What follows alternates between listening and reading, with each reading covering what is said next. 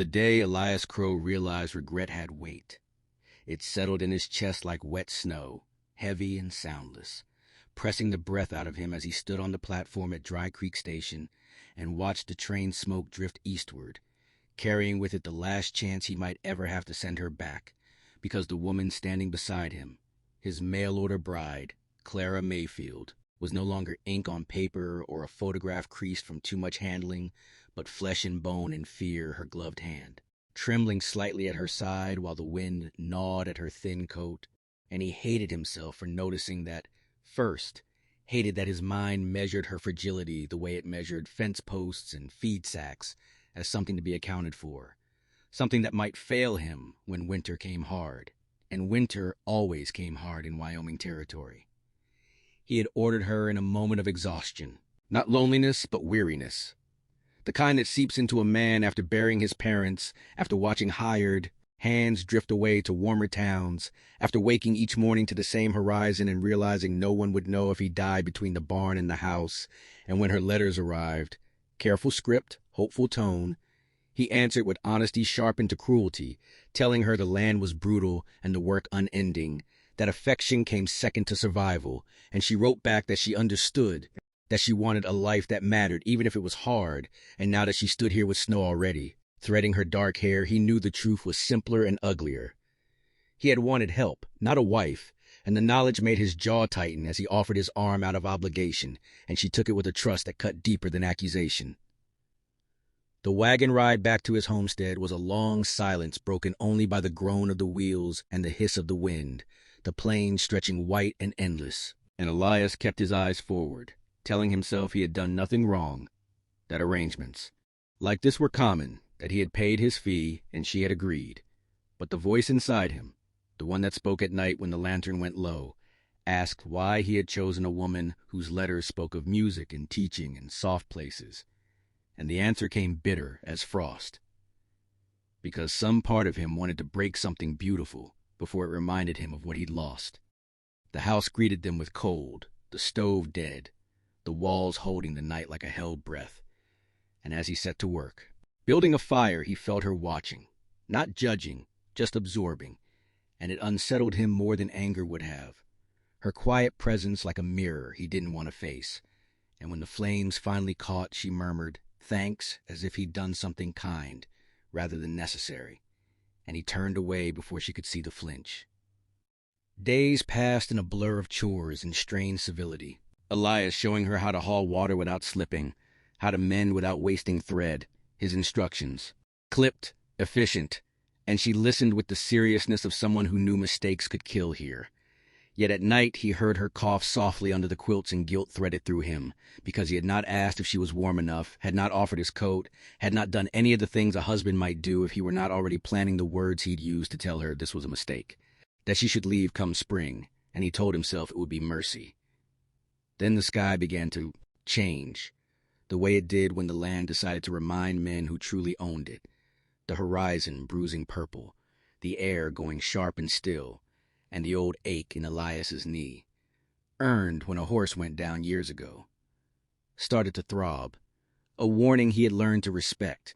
But pride kept him moving, kept him loading hay and checking the stock while Clara stood on the porch wrapped in her shawl, eyes wide, and he snapped at her to go inside, the words harsher than intended, and she obeyed without protest, which somehow made it worse.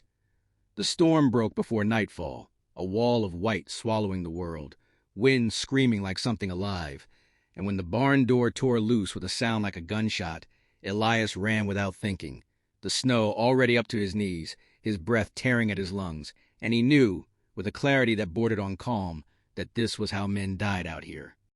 Not in grand showdowns, but in the simple refusal to turn back, and behind him he heard Clara's voice, faint but desperate, calling his name, and the sound of it, his name in her mouth, hit him harder than the wind, because no one had called him that way in years, not since his mother's voice had faded into the ground. He reached the barn just as a gust knocked him sideways, pain flaring, and inside the chaos of frightened animals and flying snow, he realized he could not fix everything alone, that his strength had limits he'd pretended not to see.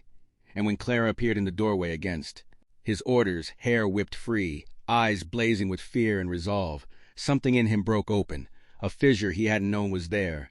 And as they fought the storm together, him shouting over the wind, her hands raw and bleeding but steady, he felt the shape of regret begin to change. Not lighter yet, but different, as if it were being forged into something else entirely. And when at last the door slammed shut and they leaned against it, breath steaming, the house miles away and the storm still. Rising, Elias looked at her and knew, with a certainty that terrified him more than the cold, that if one of them did not survive the night, the life left behind would be forever altered. And as the lantern flickered and the wind howled like judgment outside the thin boards, he understood that the storm had only begun. The storm did not end so much as it decided when to loosen its grip. And until that moment, Elias and Clara existed inside its teeth, the night stretching into something timeless as they moved between survival and surrender, huddled in the barn with the lantern dim to save oil. The animals pressed close for warmth, every sound amplified. The creak of beams, the whistle of wind finding new ways inside, the uneven rhythm of their breathing.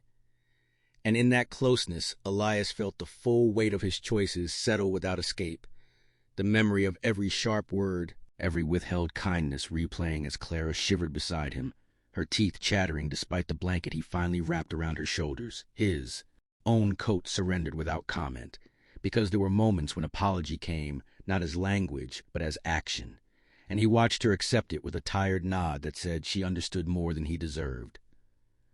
Sometime before dawn the wind shifted, a subtle change only a man raised on this land would notice, and hope crept in dangerous and fragile.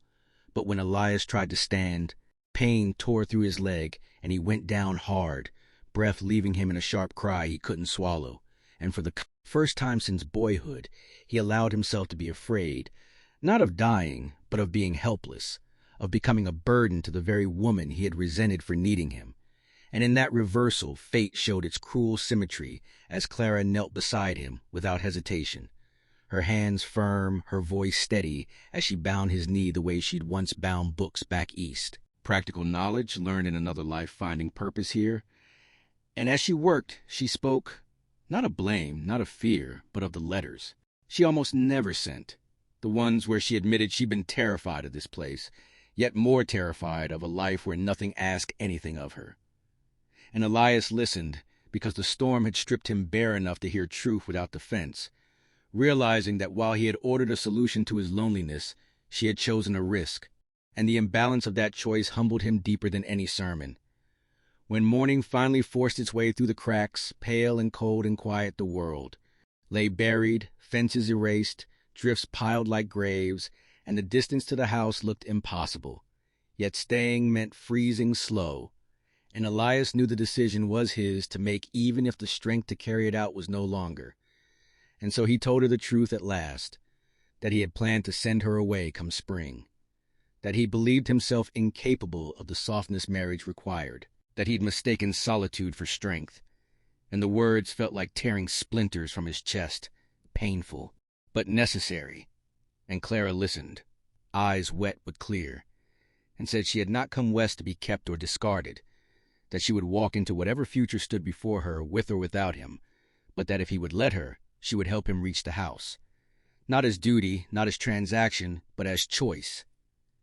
The journey back was brutal, each step a negotiation with pain and exhaustion. Elias leaning heavily on her shoulder, pride long since abandoned in the snow behind them, and in that slow progress, something new took root.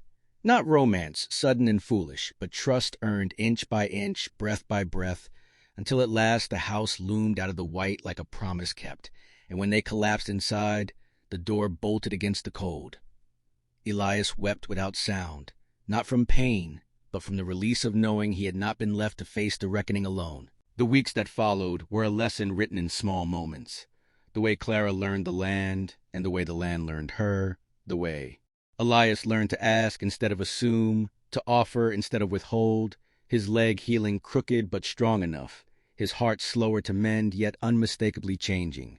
And when spring finally came, muddy and reluctant, bringing with it the option he had once clung to, Elias did not speak of sending her away, because the man who had ordered a bride to fill a void no longer existed in the same shape, And one evening, as the sun bled gold across the thawing fields, he told her he did not know how to be the husband she deserved, but that he was willing to learn if she was willing to stay.